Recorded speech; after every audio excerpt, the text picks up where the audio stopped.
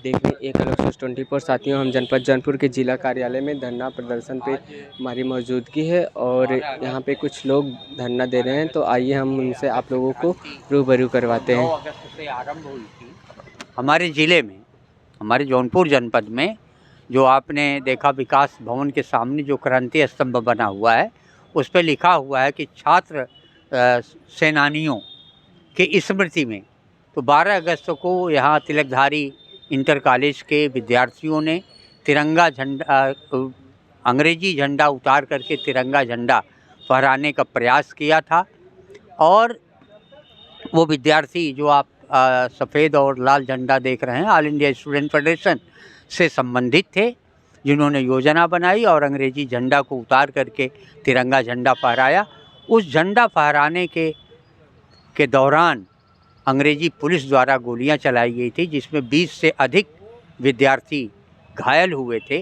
तमाम जो उनके नेता थे दिवाकर सिंह, उनको गिरफ्तार किया गया था और उनको जेल भेजा गया था। उसके विरोध में भी लगातार अगस्त के महीने में बड़े आंदोलन हुए और पूरा ये राष्ट्रीय फलक पर स्वतंत्रता आंदोलन में अगस्त का महीना अपने आप में बहुत ही महत्वपूर्ण है।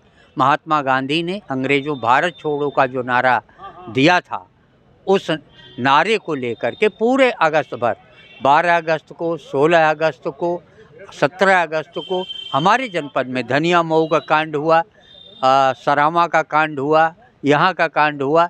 ये तमाम सेनानियों ने आज़ादी के दौरान आंदोलन किए।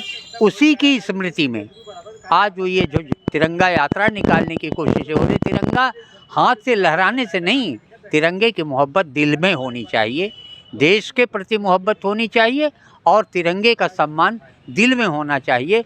लेकिन आज ये सरकार जो कर रही है, कौन लड़ा देश की आज़ादी के लिए? देश की आज़ादी के लिए किसान लड़ा, देश की आज़ादी के लिए नौजवान लड़ा, देश की आज़ादी के लिए विद्यार्थी लड़ा। देश की आज़ादी के लिए लड़ने वालों के साथ ये सरकार क्या कर रही है? आज विद्यालय खोले नहीं जा रहे हैं, बल्कि विद्यालय बंद किए जा रहे हैं, विद्यालयों का मर्जर किया जा रहा है। जहां नौजवानों को रोजगार मिलता था, वो प्रतिष्ठान बेचे जा रहे हैं। लोग अपने बच्चे को सरकारी स्कूलों में पढ़ाना नहीं चाहते, तो गवर्नमेंट क्या करेगी? ज़्यादातर लोग प्राइवेट में ही भेजते हैं बच्चों को। ज़्यादातर नहीं, आपने जा कर के देखा नहीं। आप जो माइक लेकर के हाथ में खड़े हैं, मैं आपके सामने जो माइक पर बोलने की हैसियत रख रहा हूँ, मैं उसी प्राइमरी स्कूल में पढ़ा हूँ और कंधे पर बोरा ले जाके पढ़ा हूँ। और जब हम पढ़ के आते थे, जब शहर के स्कूलों में पढ़ने आए, तो हमसे कॉन्वेंट में पढ़ने वाले विद्यार्थी दस्तखत खाते थे, कहते थे ये मिडल से पढ़ के आया है, ये सरकारी स्कूल का विद्यार्थी है। ऐसा नहीं, हमारी सरकारी शिक्षा का जोड़, हमारी शिक्षा का मुकाबला आज भी हमारे विद्यार्थियों को IAS-PCS की लिस्ट उठा करके देख लीजिए। जो विद्यार्थी सेलेक्ट होते हैं UPSC में, टॉपर से लेकर के नीचे तक आप उठा के देख लीजिए, उसमें प्राइमरी का विद्यार्थी है कि कॉन्वेंट का विद्यार्थी है। इसलिए मैं कहना चाहता हूं कि ये साजिश है, इस साजिश है कि विद्यार्थी जो गरीब का बेटा पढ़ लिख रहा है, उसको शिक्षा से वंचित कर दिया जाए। आप लोग किस विवाद से, जैसे यहाँ पूरा आप लोग मीटिंग किए हैं, किस विवाद पर कर रहे हैं? ये पूरे अगस्त क्रांति दिवस पर हम ये चाहते हैं कि इस देश की आज़ादी के लिए जो लोग लड़े, किसान को हक मिलना चाहिए। किसान के लिए 3 कृषि कानून बना करके आप किसानों की ज़मीन खींचना चाहते हैं। बेरोजगार नौजवानों को उनके रोजी रोटी का, आप विद्यार्थी यहाँ नौजवान फार्म भरेगा नौकरी के लिए, तो गोवा में मिलेगा सेंटर, अंडमान निकोबार में इम्तिहान देने जाएगा। जो घर से निकल करके 50 किलोमीटर का किराया जिसके पास नहीं है, उसका सेंटर गोवा में और अंडमान में आप देंगे। तो ये एक तरीके से इस देश के विद्यार्थियों को, नौजवानों को, किसानों को बर्बाद करने पर यह सरकार तुली हुई है।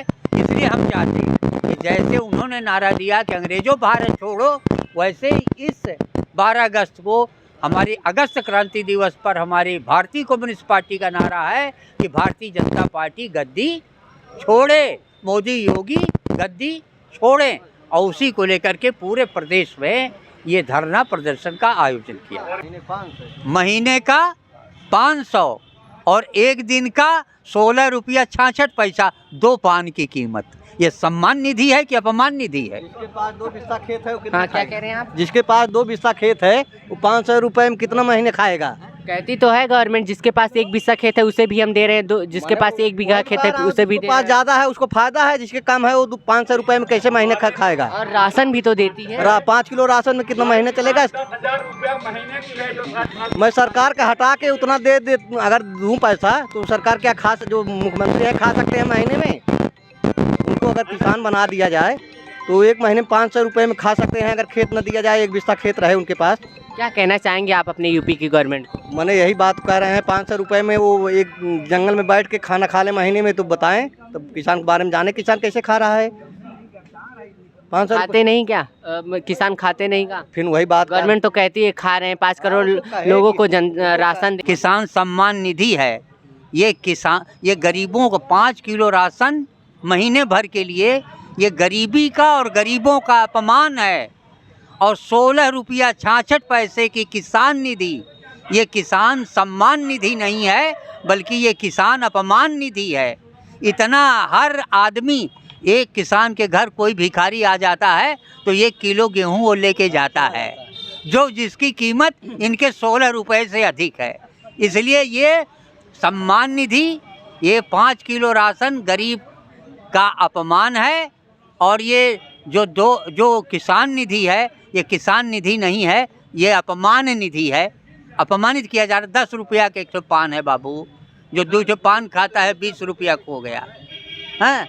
और 16 रुपया 66 पैसा दे रहे हैं। और महंगाई चरम पर है, चरम पर है। 450 का सिलेंडर लेकर के टहलती थी स्मृति ईरानी जी, आज तो शायद 970 में है सिलेंडर। 1000 मान के चलिए, 1000 का सिलेंडर है तो जितना सम्मान निधि दे रहे हैं उतना सिलेंडर में जोड़ ले रहे हैं। यही जानिए, सरकार एक हाथ से देती है दूसरे हाथ से निकाल लेती है। कई लोगों एक को तरफ निधि दे कई रहे हैं, लोगों को सिलेंडर भूसे के घर में पड़ा है। आप जाके सरकार से कहिए, जांच कराए, पता चलेगा कितने सिलेंडर भरा जा रहा है, कितने भूसे घर में पड़ा है। माने पैसा नहीं है भराने के लिए। अभी आप लोगों ने ज्ञापन दिया, यहाँ के जो अधिकारी थे क्या उन्होंने क्या कहा? अब अधिकारी भी वो सरकार को भेज देंगे, राज्यपाल, महामहिम राज्यपाल को जाना है और वो चला जाएगा। हम लोग देखते हैं आए दिन ऐसे ही तमाम प्रकार की धरना होते हैं और लोग ज्ञापन देते हैं। क्या इस ज्ञापन पे कुछ सरकार अमल करती है कि नहीं करती है? देखिए ऐसा है, सवाल इसका है कि कौन जिंदा है और कौन मरा हुआ है। जो बोलता है, जो दौड़ता है, जो चीखता है, जो चिल्लाता है वो जिंदा है। और जो न बोलता है, न चलता है, न चीखता है, न खाता है, वो मुर्दा है। इसलिए राजनीति में भी अगर जहाँ प्रतिरोध नहीं है वो मरे हुए लोग हैं। दल नहीं हैं, वो दुकानें हैं। हम राजनीतिक दल हैं, इसलिए दल हैं कि हम अगर संसद में, विधानसभा में नहीं हैं तो हम अपनी बात सड़क पर क्यों कह रहे हैं। हम संसद में कहते, विधायक चुन के जाते तो संसद में कहते, विधायक नहीं चुन के गए हैं तो हम सड़क पर बैठ के अपनी बात कर रहे हैं, लेकिन अपनी बात तो कह रहे हैं। हम विरोध कर रहे हैं तो हम विरोध करेंगे। हम सरकार के आगे झुकने वाले नहीं हैं, सरकार से डरने वाले लोग नहीं हैं। जो कुछ भी कहना है हम डंके की चोट पर कहेंगे और कह रहे हैं कि जितने भी वादे इस सरकार ने किया, देश की जनता से जितने भी वादे किया, महंगाई कम करेंगे, फ्री में गैस सिलेंडर देंगे, बिजली का बिल माफ़ करेंगे, एक भी वादा आप बता दीजिए। 2 करोड़ लोगों को, नौजवानों को 2 करोड़ नौजवानों को रोजगार देंगे।